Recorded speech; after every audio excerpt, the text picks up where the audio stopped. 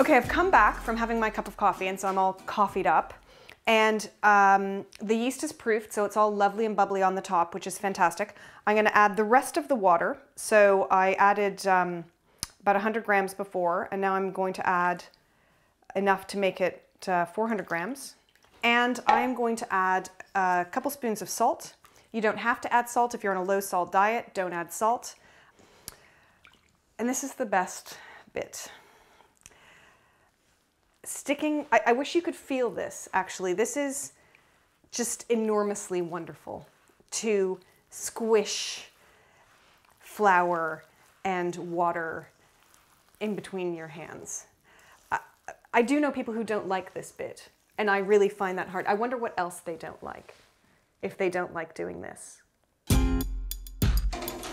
You need to do this when you make bread because it's only in this kneading process that you really develop what's in the bread that causes it to rise, which is something called gluten. But in order to get that process working, you do need to knead your dough. And what you're doing effectively is just squashing it like this. You can do it in lots of different ways. People have a ton of different techniques for kneading bread. This bread, this dough now, if you pick it up, it just falls apart. It doesn't stretch. It stretches more than it did last time, but this is not remotely stretchy enough.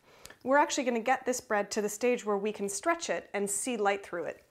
But some people use a scraper, and they scrape like this. They pull and they fold the dough on top of itself. And with a really wet dough, I'm going to add more water to this, you would probably need to use a scraper.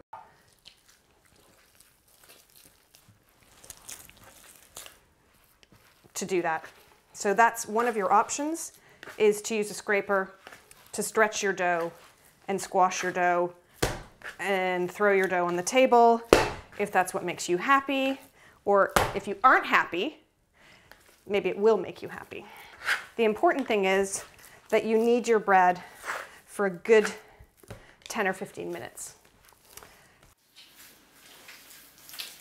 Okay, so I've been kneading for a good 10 minutes.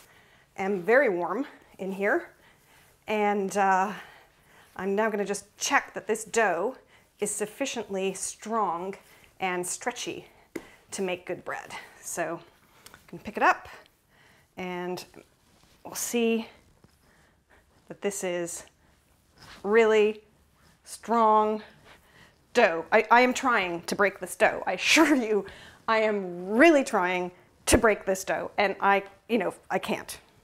And importantly, you can stretch it so thinly.